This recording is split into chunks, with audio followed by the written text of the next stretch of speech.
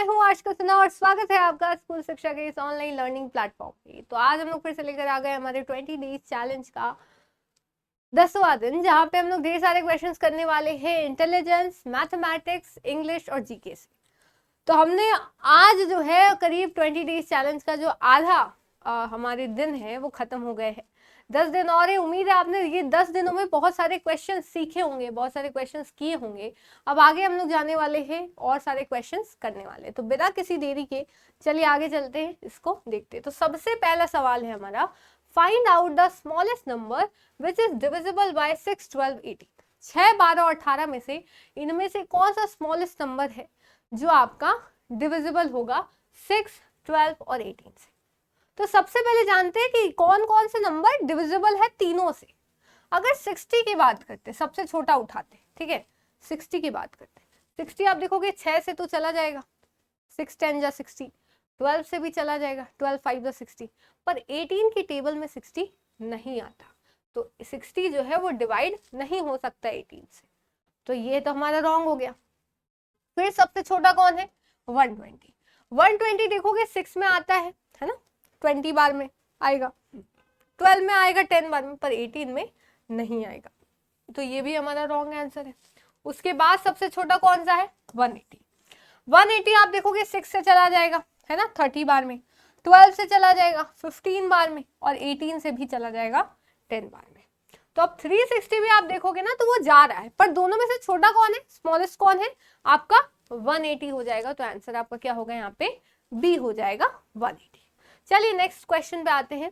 अगला सवाल, विच of the following measures of angles given can be those of a isosceles triangle. अब ma'am ये isosceles triangle क्या है, ज्योग्राफी जब हम लोग पढ़ते, ज्योमेट्री जब हम लोग पढ़ते हैं तब इसमें हमें पढ़ने को मिलता है टाइप्स ऑफ ट्रायंगल, ठीक है, टाइप्स ऑफ ट्रायंगल। दो टाइप होते हैं आपके, एक साइड के बेसिस पे और एक आपका एंगल के बेसिस पे, ठीक है। एंगल में जैसे आपका एक्यूट एंगल होता है, ठीक है, राइट एंगल होता है, तो ऐसे बहुत सारे एंगल होते हैं, तो उस पर अभी हम लोग नहीं जाएंगे क्योंकि साइड का पूछा है। साइड में बाबू आपके 3 होते हैं, एक इक्वल, जिसमें सारे साइड आपके इक्वल होते हैं, इक्विलेटरल ट्रायंगल कहते हैं उसको, जिसमें सारे साइड्स आपके बराबर होते हैं। फिर होता है आपका आइसोसेलेस, जिसमें आपके 2 साइड बराबर होते हैं, ठीक है। और एक होता है स्केलन, जिसमें तीनों अलग अलग होते हैं, ठीक है, जिसमें तीनों अलग अलग होते हैं, ठीक है, ये याद रखिएगा। आइसोसेलेस में पूछा मतलब 2 साइड बराबर होंगे, क्या होंगे, 2 साइड बराबर होंगे। तो जब भी 2 साइड बराबर होते हैं, जो भी ट्राइंगल हो, मैं तो शॉर्ट में बता रही हूँ ना क्योंकि यहाँ सॉल्व करना है, तो ट्राइंगल में याद रखा, अगर कोई 2 साइड बराबर है तो उसके सामने वाले एंगल्स जो होंगे ये भी इक्वल होंगे, ये भी क्या होंगे, इक्वल होंगे। तो मतलब आइसोसेलेस में क्या होता है कि एक आपका अलग एंगल होता है और बाकी दोनों आपके इक्वल एंगल होते हैं, ठीक है। तो आप सोचिए इनमें से कौन सा आइसोसेलेस बन सकता है। टोटल आपका तीनों एंगल का सम कितना होता है, 180 डिग्री। तो देखते हैं, क्या 90 एक है तो बाकी 50 होंगे, है ना, दो एक एंगल अलग बाकी 2 इक्वल। तो छोटा वाला हम लोग 2 लेंगे, क्योंकि बड़ा वाला लेंगे तो ऐसे ही 180 पहुंच जाएगा अकेले में, है ना। तो ये नहीं करना है। 90 50 आपका 140, 140 और 50 190 नहीं आया, यानी ये नहीं होगा। फिर आते 120 और 40, 120 40 40, 120 और 40 कितना होगा, 160, 160 और 40 200 डिग्री, 180 के पार पहुंच गया।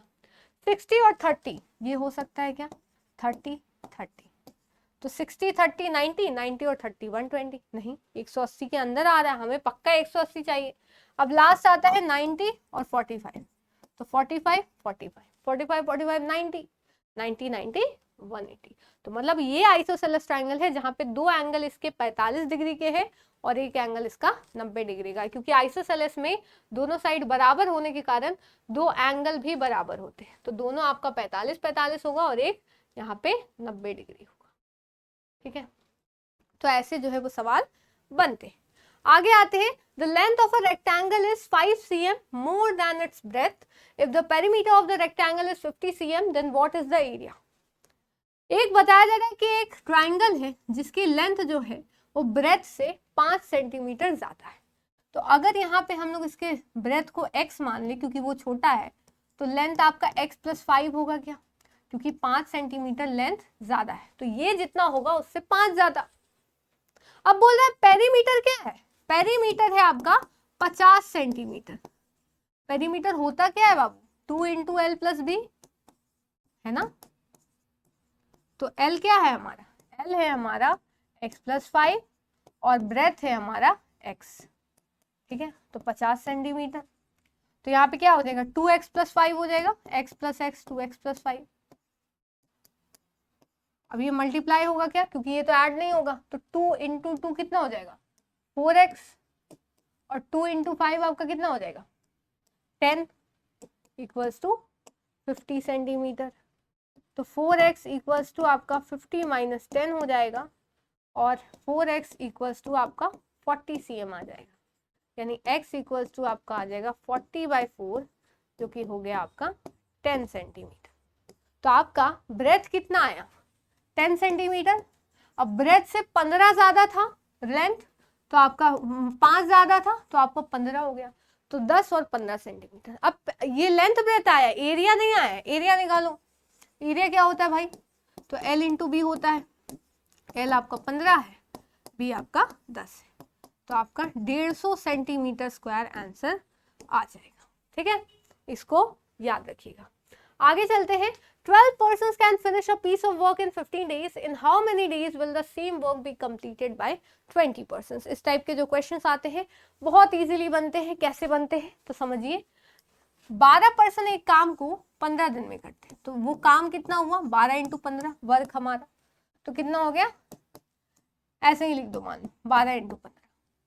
अब वही काम 20 लोग कितने दिन में करेंगे, कितने टाइम में करेंगे, तो काम इंटू आपका काम इंटू पर्सन लगा दो, कितने हैं 20 पर्सन, ठीक है। तो ये 3 बार में 5 से, ये 4 बार में, ये आपका 3 बार, कितना हो गया, तो आपका 9, ठीक है। 9 डेज में आपका काम हो जाएगा, इसको याद रखिएगा। नेक्स्ट आते हैं LCM of 2 prime number. 2 prime number का एलसीएम क्या होता है, हमेशा कोई भी प्राइम नंबर लोगे 11 और 13, तो हमेशा कोई 2 प्राइम नंबर है, अगर उनका एलसीएम निकालना है तो दोनों को क्या कर दो, मल्टीप्लाई कर दो, मतलब उनका जो प्रोडक्ट निकलेगा वही हमारा क्या होगा, वही हमारा एलसीएम होगा, ठीक है। इसको याद रखिएगा। नेक्स्ट आते हैं जीके के क्वेश्चन। तो आपके जीके के क्वेश्चन जैसे P Gopichand is associated with sport, किस स्पोर्ट से नाता है पी गोपीचंद का, तो आप ध्यान दोगे तो बैडमिंटन में जो है इनका, ये क्या खेलते हैं, बैडमिंटन खेलते हैं। और ये आपके क्वेश्चन बहुत ज्यादा इंपॉर्टेंट होते हैं कि कौन सा बंदा कौन से स्पोर्ट से रिलेटेड है, ठीक है। आगे चलते हैं। Which of the following company does not sell mobiles, इनमें से कौन सी कंपनी जो है वो मोबाइल नहीं बेचती, एप्पल, बीएसएनएल, एचपी या फिर सोनी। तुम्हारा आंसर क्या हो जाएगा यहाँ पे, एचपी हो जाएगा, ठीक है। इसको याद रखिएगा। आगे चलते हैं नेक्स्ट सवाल पे। A vehicle capable of travelling over land and water is called, ऐसा व्हीकल जो लैंड और वाटर दोनों पे चल सकता है उसको क्या कहते हैं, होवरक्राफ्ट, रोवरक्राफ्ट, मोवरक्राफ्ट या फिर कार। क्या हो जाएगा हमारा आंसर, होवरक्राफ्ट इसका आंसर हो जाएगा। आगे चलते हैं। The space program of government of India is looked after, जो भी स्पेस प्रोग्राम आपका चलता है सरकार के द्वारा, गवर्नमेंट के द्वारा, वो कौन देखता है, आईएसबीटी, एनटीआरओ, नाबार्ड या फिर इसरो। क्या हो जाएगा, इसरो हो जाएगा। इसका फुल फॉर्म क्या है, इंडियन स्पेस रिसर्च ऑर्गेनाइजेशन। क्या है इसका full form, Indian space research organisation, ठीक है। तो इसको याद रखिएगा। आगे चलते हैं। नेक्स्ट आता है the motto of Indian navy is, motto यानी क्या पर्पस है, क्या एम है, जिसको एक लाइन में इंडियन नेवी बोलती है, तो इज इट सर्वत्र सर्वोत्तम, सुरक्षा, श्रम नो वरुणा, वैलर एंड विजडम, नभ स्पर्श दीप्त। तो नभ तो आपका गगन की बात हो रही है, आसमान की, तो वो तो नहीं होगा नेवी में, तो आपका क्या होगा, श्रम नो वरुणा, मतलब क्या है कि सब जो है अच्छा हो, सब जो ऑस्पिशियस हो, हमारे ये जो पानी में हम लोग है, वरुण मतलब आपका पानी होता है। नेक्स्ट आते हैं।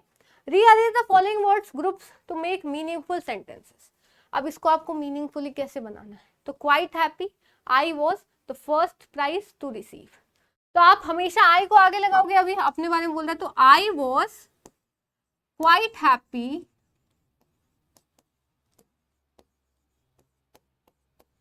to receive the first prize, ठीक है। तो आपका आंसर क्या हो जाएगा, तो बी, आई वॉज, बी पहले, quite happy, A, to receive, D, फिर द फर्स्ट प्राइज। तो बी, ए, डी, सी हमारा आंसर हो जाएगा। आगे चलते हैं अगले पे। तो protect we must natural resources our, तो यहाँ क्या हो जाएगा, वी मस्ट, हमेशा सब्जेक्ट आगे रहेगा, we must protect our natural resources, ठीक है। We must protect our natural resources, तो वी मस्ट, बी आ गया, प्रोटेक्ट, ए आ गया, our, B, A, D, C इसका भी आंसर, लेकिन इस बार बी आएगा। आगे चलते हैं। One who leads an austere life, जो संत वाला जीवन जीता है उसको क्या कहते हैं, रूलर नहीं, ऑडिटर नहीं, एस्केटिक। कारपेंटर तो बिल्कुल भी नहीं होगा, क्या होगा, एस्केटिक होगा। आगे चलते हैं। A person who presents a radio और टेलीविजन प्रोग्राम, जो आकर आपको सारी चीजें बताता है, जो होस्ट करता है, उसको क्या कहते हैं, डायरेक्टर कहते हैं, नहीं। एक्ट्रेस कहते हैं, नहीं। एक्टर कहते हैं, नहीं। क्या कहते हैं, एंकर। जैसे न्यूज सुना रहे तो न्यूज एंकर, रेडियो में तो रेडियो एंकर, या फिर उसको आरजे भी कहते हैं।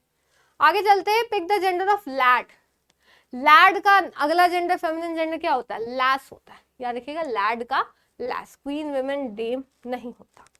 अब आते हैं, इसको अगर मिरर इमेज में रखेंगे तो क्या इमेज बनेगी इसकी, ये पूछा जा रहा है। तो आप इसको मान लो मिरर में रखते हो ऐसे, तो मिरर में हर चीज उल्टी दिखती है ना, हर चीज उल्टी दिखती है, तो इसका क्या हो जाएगा, इसका बताइए, इसका आपको क्या लगता है।